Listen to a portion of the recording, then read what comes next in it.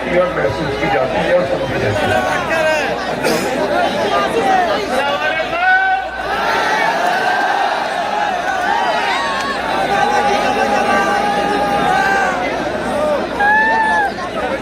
आज के बीच एक जरूरतमंद शायर, जरूरतमंद इसलिए कहा है क्योंकि बहुत जरूरत नहीं, शायरी में से सब शायरों की जरूरत है। चार विषयों में पेश कर रहा हूं, क्या जरूरत है। आज तमन्ना है गुलामों से मैं तमन्ना है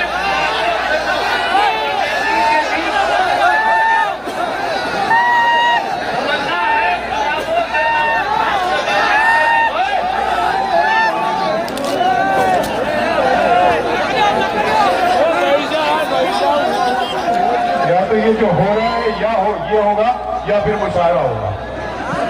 मैं आपसे कह रहा हूं, आप समझ लीजिए। आप अगर मुझे वो मैं बहुत इत्मीनान, बहुत पुरसुकून के साथ और अपने अंदर बहुत बैठ जाए, आप लोग बैठ जाए। एक आदमी अगर अपना से आउट कर देखता है तो सारे लोग देखने लगते हो। बैठ जाए भाई, आप लोग बैठ जाए, सुकून का माहौल बनाए, बैठ जाए भाई।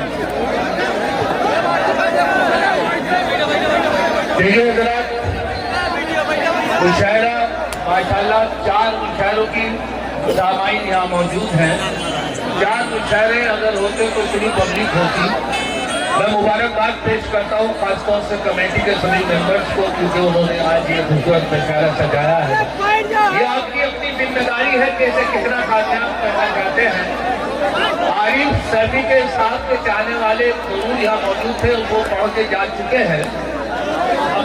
मेरी आपसे गुजारिश ये है, ये वो स्टेज है जहाँ से बहुत कम लोग लाइव तरीके से यानी मौजूदगी में उनकी मुशायरा सुनते हैं, जिसमें बैठकर आप सज्जाद भाई देखिए, मेरी नजरों के सामने जो कैमरे लगे हुए हैं, मेरा ख्याल है कि दुनिया के आज हिंदुस्तान के टॉप मोस्ट मीडिया यहाँ पर मौजूद है जो फकरपुर को कवर कर रहे हैं।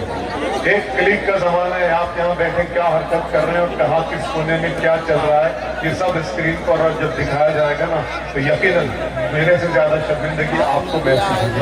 अब आप फैसला करें इस मुशायरे को इस खूबसूरत तरीके से चलने देना है या फिर आप जो कर रहे हैं उसको आप करना चाहते हैं।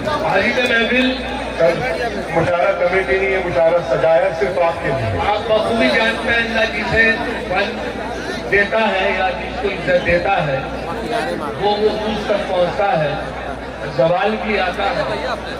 जहाँ पर यश साहब हमारे गुरु भैया मौजूद हैं, उसके लिए ख्याल रखा जाए, क्योंकि उनकी मौजूदगी में उनके हवाले से मुशायरा यहाँ पर रखा गया है। अर्ज कर रहा था कि जिस स्टेज पर महशर आफरीदी है, जैसे शायर और शास्त्री शायर जैसे मौजूद हो, अफराज का शिव था जिसकी मुदाफी कर रहे, बहुत कम मुशायरे आपको सुनने को मिलेंगे। तो इसका आपको ख्याल रखना है कि हमारे मस्जिद ठेकेदार साहब, फरीद साहब और दीगर जितने भी कमेटी के मेंबर जिम्मेदार हैं, शायर सजाया है।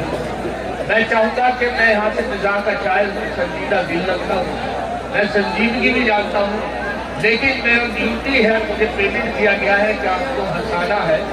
मैंने जो महसूस किया है कि जो मेरी जरूरतमंद है उसे 4 चीजों में मैं पेश कर रहा हूँ, और अगर वो कमेटी के मेंबर्स मेरी आवाज पहुँचने तक उन 4 चीजों पर अगर अमल करेंगे तो मुशायरा शायद दोबारा से रिचार्ज हो जाएगा। कि तमन्ना है गुलामों से मैं झूठ चमेली के भी साए चाहता और मोहब्बत प्यार की 2-4 बदले, फिर उसके बाद चाय चाहता है। बहुत अच्छा समझा। मोहब्बत प्यार की 2-4 गजले, फिर उसके बाद चाय चाहता हूँ। मुशायरे में हर कोई आदमी चाहता है कि मैं भी स्टेज से यहाँ पर लाइव तरीके से कोई कलाम पढ़ूं। ऐसे ही एक मुशायरा था, कबील फैरिस की काफी शोरा थे, वहाँ पर पाबंदी लगा दी गई कि कोई भी बाहर का शायर नहीं, मकामी शायर नहीं पढ़ेगा, सब बाहर के शायर पढ़ेंगे। लेकिन एक लड़का बहुत जिद कर रहा था जो SDM साहब की सोच लेकर पहुंचा था कि साहब मुझे बहुत जरूर पढ़वाइए। मैं शायद नहीं था, सिर्फ एक किसी की बदल उसने लिखनी उसके साथ एक गजल। SDM साहब ने कन्वीनर साहब को कहा कि ये गजल जरूर पढ़ेगा, और वो साहब जेब में के यात्रा को भूल के सोचा तो देवी को कब्जा की बात हुआ यही कि जैसे नाजिम मुशर्रा ने उसे बुलाया तो उसके दूसरा जो था भूल गया, एक पहला दूसरा यात्रा दूसरा भूल गया। गजल का आया खड़ा हुआ रात उसने पहला दूसरा उठाया कि जली शम्मा वो परवानों का खून, जली शम्मा हुआ परवानों का खून। वो बच्चा तो खेलते रह गया था, वो पैंट में मार के आया था, ढूंढने लगा उसे काफी देर तक। जली शम्मा हुआ परवाने का खून, जिंदा जिंदा है बिल्लाह राजून। तो ये कैफियत अक्सर शायरों की होती है। यहाँ से 4 मिसरे और अंदाजा कर ले कि सर्दी का मौसम है कि अब आती जा नखरे न झंझट दिखा, अब आवी जा न नखरे न झंझट दिखा, मुझे ठंडी हवा है आज ये मौसम की सब है। ला सकता हूँ मैं चांद सितारे भी तोड़कर, लेकिन मैं क्या करूँ मेरे घुटनों में दर्द, लेकिन मैं क्या करूँ मेरे घुटनों में दर्द है। दिल्ली से मेरी ट्रेन थी और दिल्ली से मैं जा रहा था तो मुजफ्फरनगर में 2 जुड़वा भाई से बिल्कुल एक शक्ल उनमें से एक का इंतकाल हो गया। तो मैंने सोचा कि राजपुर शिखर का नीचे जा रहा है, माइक का मामला ऐसा हो, किसी का ऐसा हो, किसी का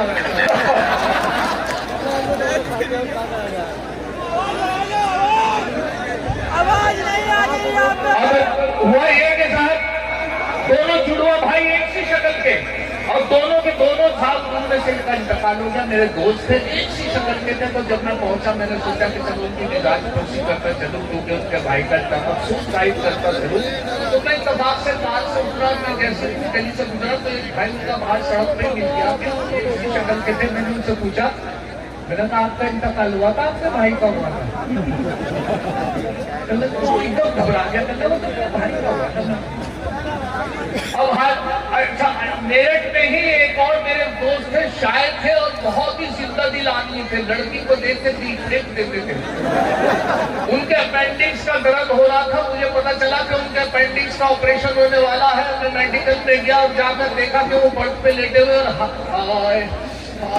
ऑपरेशन के लिए जा रहे थे, ऑपरेशन नहीं हुआ तो बस उनकी यही कैफियत थी, हाय हाय। और दिल फेंक कितने आदमी थे, खूबसूरत नर्स उनके पास से निकली, खूबसूरत नर्स, तो उसको देख के कौन बदल गया, एकदम हाय हाय से बोले हाय हाय।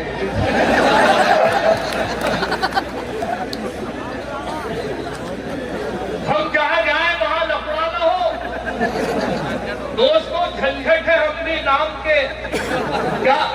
हम जहाँ जाए वहाँ लफड़ा न हो दोस्तों, झंझट है अपनी नाम के। क्या करें ये नाम ऐसा मिल गया, वरना हम भी आदमी थे काम। क्या करें ये नाम ऐसा मिल गया, वरना हम भी आदमी थे काम के। और एक ताल्लुक की पता पेश कर रहा हूँ जो मेरा ताल्लुक है कि एक बेटा है पुलिस में मेरा, दूसरा चोरी का धंधा करता है। एक बेटा है पुलिस में मेरा, दूसरा चोरी का धंधा करता है। तीसरा भी कमाऊ मेरा जो मुशायरों पे चंदा करता है। तीसरा भी कमाऊ मेरा जो मुशायरे का चंदा।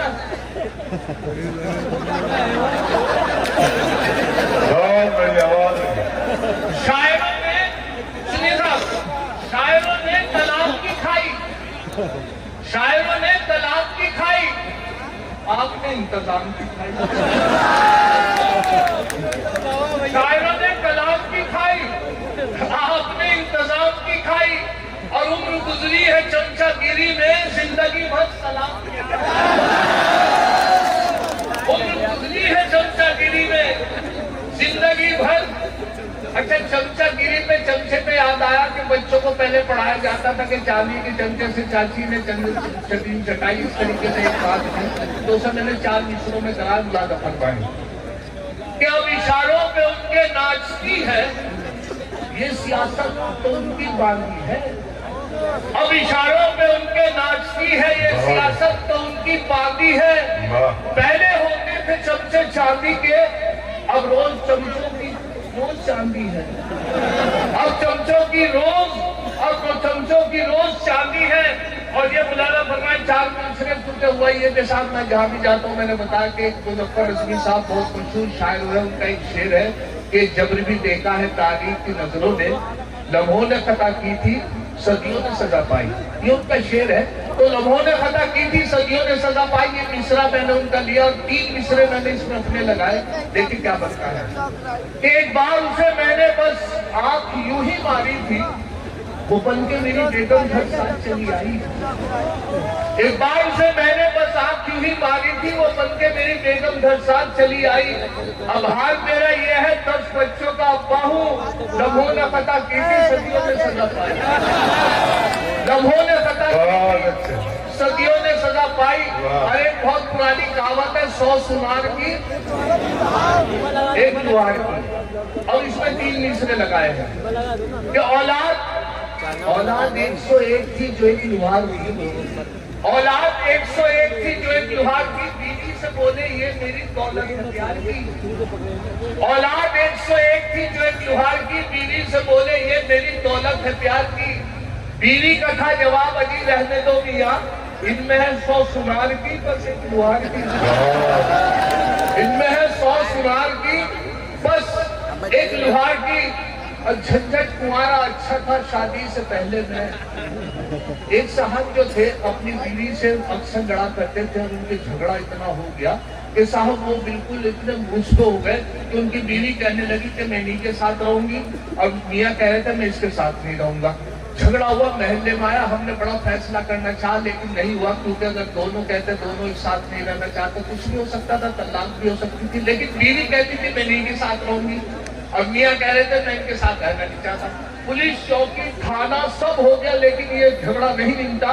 दोनों कोर्ट में पहुंच गए, दोनों ने अपने अपने वकील कर लिए। जज साहब के सामने पेशी हुई। जज साहब ने पूछा वकील साहब से क्या मामला है। वकील साहब बोले कि अल्लाह साहब ये इनकी बीवी है, ये इनके मियाँ है। मियाँ कह रहे हैं कि मैं इनके साथ नहीं रहना चाहता और इनकी बीवी कह रहे मैं इन्हीं के साथ रहूंगी। मियाँ से बोले जज साहब क्यों नहीं रहना चाहते आप इनके साथ। कि बस नहीं रहना चाहता। कि नहीं या वजह बतानी पड़ती है, वजह बताइए क्या बात है, क्यों नहीं रहना चाहते। तो बस खुश नहीं हूँ, मैं इसके साथ खुश नहीं हूँ। कहने का क्या मामला है। जज साहब बोले उनकी बीवी से कि कह रहे आपके साथ खुश नहीं है। बीवी बोली इसी के नखरे वरना पूरा मोहल्ला खुश है।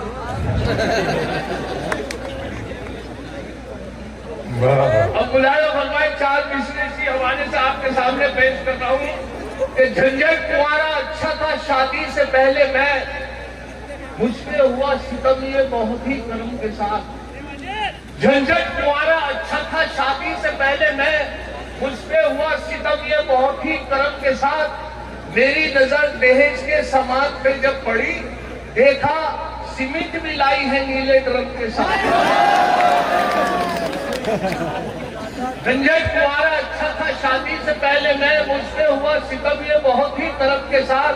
मेरी नजर दहेज के सामान पे जब पड़ी, देखा सीमेंट भी लाई है नीले ड्रम के साथ। और एक साहब अपने बेटे को रिश्ते के लिए जा रहे थे कि बेटे मैं रिश्ते के लिए लेके जा रहा हूँ, ऐसा है। बहुत लालची किस्म के आदमी, तो उनकी शादी नहीं हो रही थी लड़के की, सिर्फ इसी वजह से कि उनके वालिद साहब बड़े लालची थे। उसे समझाते हुए जा रहे थे कि बेटे देखो अगर मैं आपको ले जा रहा हूँ रिश्ते के लिए, अगर वो साइकिल दे तो मोटरसाइकिल मांगना, मोटरसाइकिल दे तो कार मांगना, कार दे तो एसी मांगना, एसी दे तो कोठी मांगना। वो बोले अगर वो अपनी लड़की तो उनकी माँ मांगू। तो अक्सर अच्छा एक और छोटी सी बात आप मुलाजा फरमाएं। अभी एक कपड़े की दुकान पे मैं कपड़ा खरीदने गया तो एक मोहतरमा बैठी हुई थी और कपड़ा मांग रही थी और कपड़ा कह रही थी कीमती से कीमती कपड़ा दिखाइए। बहुत पैसे वाली लेडी थी और मैं बैठा हुआ था, बहुत परेशान कर रही थी वो दुकानदार को कि बढ़िया कीमती, पैसे की कोई परवाह मत कीजिए। उन्होंने कहा कौन सा सूट दिखाऊं? अच्छे से अच्छा जयपुरी सूट दिखाए, नहीं और अच्छा दिखाइए, राजस्थानी सूट दिखाए, नहीं ये भी नहीं, पैसे की परवाह नहीं कीजिए और अच्छा पाकिस्तानी सूट दिखाए। वो बोले कि मोहतरमा ये बताइए कैसा सूट चाहिए आपको? बोले ऐसा सूट चाहिए कि सब लोग मोहल्ले में मेरे पीछे पीछे हो। बोले फिर तो कफन ले जाओ। और बुलाना फरमाए मैं आपके कि मेरी इस दूसरी बीवी पे मुझको, मेरी इस दूसरी बीवी पे मुझको हिदायत एक रिश्तेदार की है। मेरी इस दूसरी बीवी तो मुझको हिदायत एक रिश्तेदार की है, परेशान क्यों हो, बस घबराओ झंझट शरीयत ने इजाजत चार की है। परेशान क्यों हो, मत घबराओ झंझट शरीयत ने इजाजत चार की है। हमारी मस्जिद में एक बहुत अभी जमात आती रहती है, तो अमीर जमात के जो अमीर थे, अमीर साहब ने एक बच्चे को ड्यूटी दे दी कि बेटे खड़े होकर सब आपको नमाज के बाद ये ऐलान करना है कि सभी हजरात तशरीफ रखे, इंशाल्लाह नमाज के बाद दीन ईमान की बात होगी। हर एक को ड्यूटी दे दी जाती है, लेकिन उसमें उनकी गलती ये रही कि बहुत छोटे को ये हुक्म दिया कि आप ये ऐलान करना है कि सभी हजरात तशरीफ रखें, इंशाल्लाह नमाज के बाद दीन ईमान की बात होगी। कैसा बच्चे के आधी बात याद हो गई, आधी भूल गया। जैसे नमाज मुकम्मल हुई तो एकदम तेजी से खड़ा हुआ और खड़े होकर बोला सभी हजरात तशरीफ रखे, इंशाल्लाह नमाज के बाद इमाम साहब के बारे में बात हुई। और उसके बाद भी अबुल आदा फरमाए चार मिसरे कि दाढ़ी अगर नहीं है, दाढ़ी अगर नहीं है मुसलमान तो है वो, दाढ़ी अगर नहीं है मुसलमान तो है वो, तबलीग के जलसों में भी जाता जरूर है, पढ़ता नहीं नमाज कभी वो तो क्या हुआ, लेकिन जुमे के रोज नहाता जरूर है। दाढ़ी अगर नहीं है मुसलमान तो है वो, तबलीग के जलसों में भी जाता जरूर है, पढ़ता नहीं नमाज कभी वो तो क्या हुआ, लेकिन जुमे के रोज नहाता जरूर है।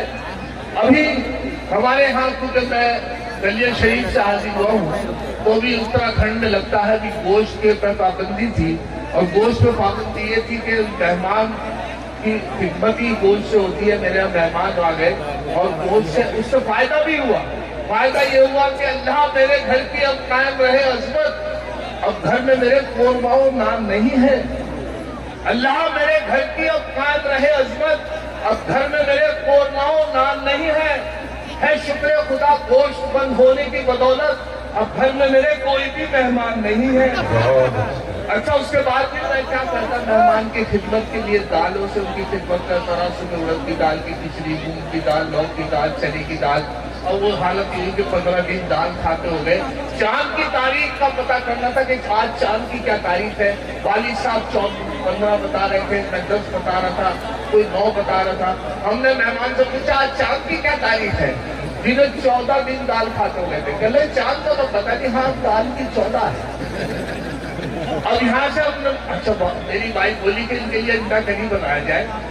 अंडा करी तो मिलता आसानी से, अंडा करी पेश करी उनके सामने बना के, उनको देखते ही उनके चेहरे के तासुरात देखे तो एकदम मुझे अफसोस हुआ कि उनके चेहरे के तासुरात गलत थे। और उसके बाद मैंने उनको देखा तो उनके 4 मिसरे यहाँ से फरमा ले।